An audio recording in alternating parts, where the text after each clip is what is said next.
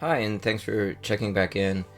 Today we're going to talk about narrowing down where you can best fit into your new career. The whole idea of career transition is to kind of get yourself in a better place, happier, more fulfilling, whatever the case may be. So today I want to talk about what elements of your old career pushed you into making this trip, taking this leap. And this is meant to be a positive experience, and it'll help set up a few steps later down the road.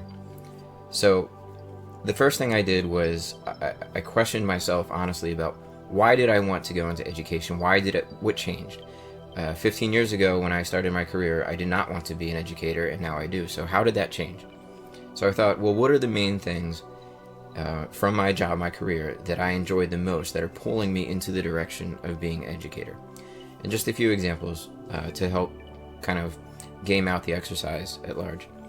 So I thought briefing audiences, large and small, and educating on specific issues, training classes, and that sort of thing. I really enjoyed that. I always found myself very happy to be in front of a group and teaching and moving things along. I enjoyed developing these lessons, obviously within certain parameters for management and that sort of thing. Independently, I could design my courses, my briefings. I could design how they were laid out and how they were displayed, and the flow of them. That was also massively enjoyable for me in the creative process. Long before I stood up in front of anyone, it was a fun for me process to develop a training regimen, and also after the training or briefing, to apply the feedback that I received from the audience, usually in one-on-one or one-on-two or small group situations. I really enjoyed that, and I valued the time after the briefing or training course where I could retool that segment, that block, to reflect the feedback that I had received, from my peers, but also the students or the audience in the classes. So I put all of those on one side. There were more than three, but we don't need to belabor the point. And on one side of the proverbial ledger, and then I started a second column. And this was not to be a pro versus con sort of situation.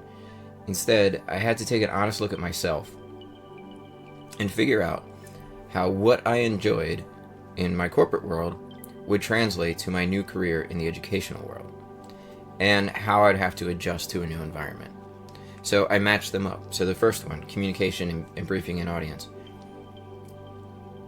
Generally speaking, in a training course or a briefing, everyone in the audience has a fundamental knowledge of the issue at hand, and it's my job to simply provide more information, amplifying information, new information to build on that foundation. However, in education, I realized that the range of folks, students in the classroom, their foundations might be different at different levels. So can I, as a communicator, work with someone who has a very minimal understanding of an issue or subject, at the same time as talking to someone who has a very solid understanding of that issue or subject? This is something that I would have to reconcile. The second thing, going back to developing lessons independently, that leads straight to conformity issues. I really enjoyed being able to make my own lessons. But in the world of education, you have to subscribe to a curriculum. You have standardized testing that you have to test to. You have state, federal, local requirements that you need to meet. Can I honestly look at myself and say, no, I'm fine with that. I'm fine with having to teach and deal with certain things that I might not necessarily agree with, and I'm not saying that I don't, but I might not once I get there. And can I still be happy doing that? Am I happy with the constraints that the school system or wherever as an educator would apply to me? Am I comfortable with that? And that led to introspection and also research into how much leeway does an educator really have. Again, this is self-introspection. This is looking at myself to see if I can do this and to be honest with myself.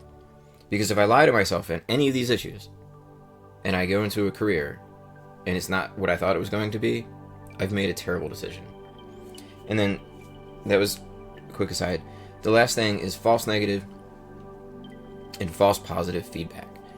In the corporate world, after a training session or a briefing or conference, people, I would, like I mentioned, talk to people and get feedback from them, which I really enjoyed. And they had a vested interest in being honest because they wanted the next generation or the next iteration to be better for the next folks. And if I did something wrong or something could have been done better, then they wanted to let me know about it, and then I could tailor that. Well, in education, there's a high risk, as I started thinking about this, of a false negative. Your lesson stinks, you're terrible, I never want to see you again. And there's a chance, an outside chance, that that's just a person having a bad day, a student having a bad day, or they don't like the fact that I can't grow facial hair. And so it's not really good feedback. It's feedback, but it's a false negative. False positive, hey, your lesson was great, it's awesome. Can I go now? Well, that's not really good feedback either. It's just you're telling me that so you don't have to listen to me anymore. Okay? So how would I address that? Because I thrive on feedback. So I had to question myself, well, knowing yourself, how do you actually mitigate negative feedback, or false negatives and false positives? Well, it's through peer evaluation, I would think. That's at least the conclusion I came to. And then I had to ask myself, okay, how do I present this to a peer, a more experienced peer? How do I receive it? And then how do I implement it? And if I could do those things, then I can mitigate this part of the equation. And so I thought about that for a long time and came up with a satisfactory answer. And so then I was able to move on. So I took the things that I really liked from my job.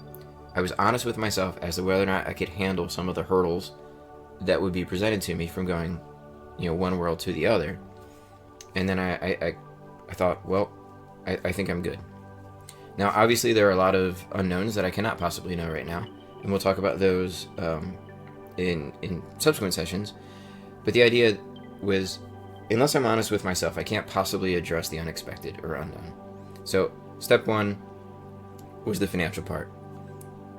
Can I even consider this? And step two was, will I be better off knowing what I like to do and assessing what the hurdles might be if I changed careers?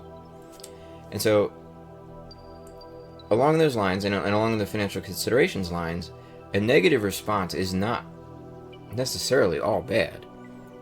In my case, I was able to kind of figure it out and be honest with myself.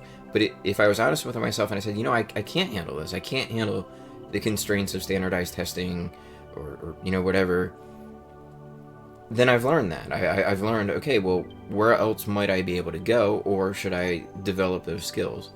So in the end, it could just be that you already know what's going on. You're already set to go, or it could be that you need some help figuring out what's going to make you happy in your new career. And even if you can't do that, then you can maybe find a different role in that world that would satisfy your needs or desires. So I hope that made sense. The bottom line is, be honest with yourself. Make sure when you start looking for specific jobs that the family of jobs that you're looking at can fit what you need and the reasoning for your changing of careers. And like I said, there's still a lot of things to talk about, a lot of unknowns, and then finally getting down to applying for, precisely applying for specific positions. But I feel that this step of honest assessment, just like the honest assessment of the financial considerations, is just starting to build the staircase that's going to get you where you need to go. So thank you for your time, and I hope to talk to you soon. Please, like and subscribe and all those other things that make YouTube happy. And again, thanks.